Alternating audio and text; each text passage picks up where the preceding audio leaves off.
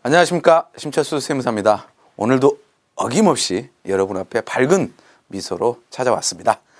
오늘 이번 시간에는 보험과 증여재산, 요동치네요. 우리 증여세 요즘 민감합니다. 특히나 보험과 관련된 이 증여 부분들 상당히 고객들이 많이들 관심 있어 하시고, 요즘에 뭐 이슈는 세테크라 그래가지고 증여세라든지 상속세, 절세 어떻게 하면 조금이라도 남들보다 조금 절세할 수 있는 방안을 어떻게 할까, 그래서 고민들이 많으신데 그 하나의 상품이 보험이 됐으면 하는 저의 작은, 아니 큰 소망이라고 해야 되나요? 소망이 있습니다. 그러기 위해서는 여러분들이 보험과 증여에 관련된 세금 내용을 정확히 팩트를 알고 있어야만 절세도 할 수 있을 것입니다. 그래서 이번 시간에는 보험과 증여재산을 확인하는데, 이것도 저번 시간에 확인했던 상속세와 마찬가지로 두 가지로 나눠서 공부를 하겠습니다. 보험금의 증여와 보험료의 증여로 나눠서 공부를 하도록 하겠습니다. 처음에 보험금의 증여입니다. 보험금의 증여. 이것도 생명보험하고 손해보험만 해당이 됩니다. 그러니까 상속세하고 증여세가 해당이 된다 하면 무조건 생명보험하고 손해보험의 일종입니다. 상해보험은 아닙니다. 그다음에 상속의 원인, 여기가 잠깐 오타가 났네요. 상속의 원인이 아니라 증여의 원인이겠죠.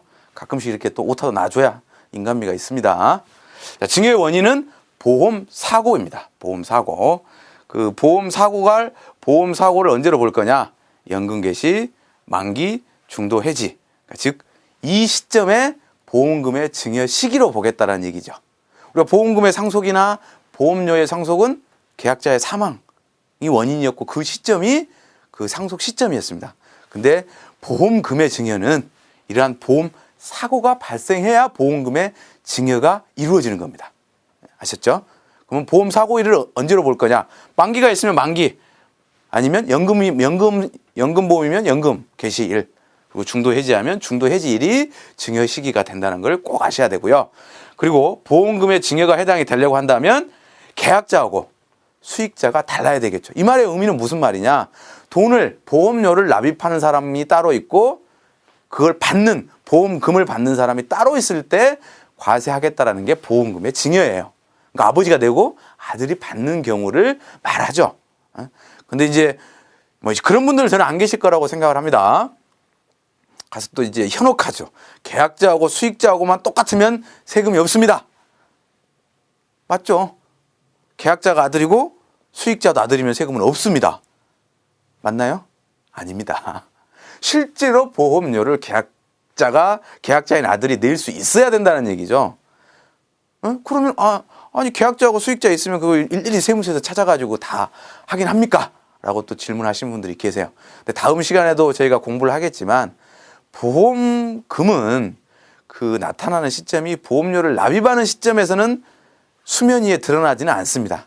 그렇지만 향후 연금이 개시되거나 이 보험사고가 발생을 하면 보험금 지급명세서라는 거를 그 보험회사에서 각 그 보험회사에서 국세청에 보고를 하게끔 되어 있습니다. 그 시점에 이제 문제가 되는 거죠. 계약자고 수익자가 다 아들인 건 알겠는데 아들이 보험금 20억을 받았네? 20억을 받기 위해서는 납입 보험료 원금이 얼마라는 걸 알잖아요. 그럼 이 납입 보험료를 어떻게 냈을 것이냐? 얘가 소득도 없는데. 계약자가 아들이기 때문에 무조건 증여세를 안 매기겠습니까? 당연히 자금추적 조사가 나오겠죠. 아들아, 너 무슨 돈으로 세금 냈니? 아니, 무슨 돈 세금이 아니라 무슨 돈으로 보험료 냈니? 라고 물어보겠죠. 그래가지고 그 보험료가 당연히 아들 돈이 아닌 아버지한테 왔으면 당연히 또 증여세를 물릴 수가 있다라는 얘기입니다. 자, 두 번째, 보험료의 증여에 대해서 알아보도록 하겠습니다. 이거는 보험금의 증여가 아니라 보험료이기 때문에 일종의 현금의 증여라고 볼 수 있습니다. 그래서 두 가지로 나눠볼 수 있거든요. 보험료, 즉 납입하는 현금을 증여하는 그 경우를 두 가지로 나눠볼 수 있는데, 일단 뭐냐면 보험 계약 기간 내, 즉 보험 계약을 체결하고 나서 보험료를 불입하고 있는 중간에 돈이 없어가지고 아버지가 나한테 대신 보험료를 증여해 준 경우가 있을 것이고, 그리고 보험을 계약하기 이전에 아버지가 나한테 현금을 줬다. 그래서 나는 그걸 가지고 있다가 보험료를 납입했다. 뭐 이런 경우로 나눠볼 수 있습니다. 그래서 보험 계약 기간 내에 만약에 현금이 증여가 됐다 하면은 당연히 현금 증여 시점, 그 보험료를 준 시점에 대해서는 현금 증여에 대해서는 당연히 현금 증여세가 나가는 거죠. 현금 증여세. 1,000원을 줬으면 1,000원에 대한 증여세는 당연히 내야죠. 현금으로 받은 건데. 근데 이 보험 계약 기간 내면 조심하셔야 될 사항이 이겁니다. 보험 사고가 발생해서 이 납입된 보험료를 기반으로 해서 보험금이 나오면 이 보험금에서 현금 증여액 뺀, 즉 보험 차익에 대해서도 추가로 증여세를 더 낸다는 얘기입니다. 보험 계약 기간 내 돈을 증여를 하면요.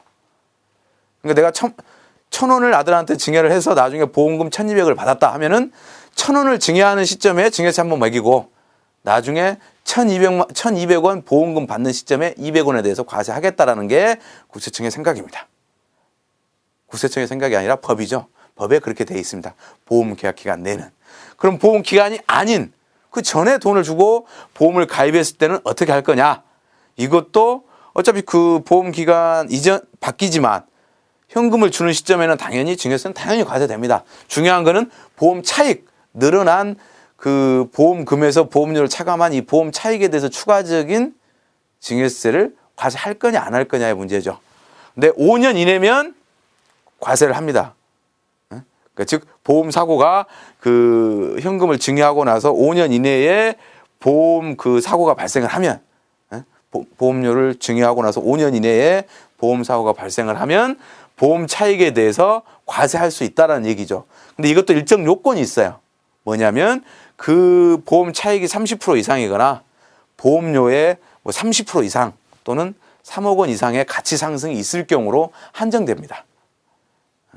그러니까 일종의 뭐 정기적인 뭐 저축성 상품이라든지 이러한 금리형 저축성 보험 같은 경우는 여기에 해당되는 경우가 거의 없습니다.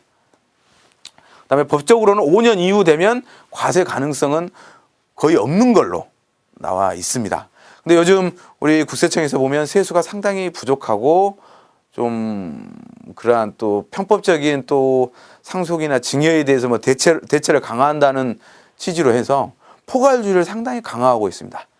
그러니까 즉, 보기에 내가 봤더니 좀 이익이 좀 편법적으로 증가된 것 같다. 이걸 알고 뭐 어떤 형태로 5년이 경과했지만 어느 정도의 보험 사고를 예상하고 좀 말이 이상하긴 이상한데 그렇게 해서 포괄주의에서 뭐 과세하려고 하는 경향은 있는데 그 과세 가능성이 그렇게 높지는 않다고 저는 판단을 하고 있습니다.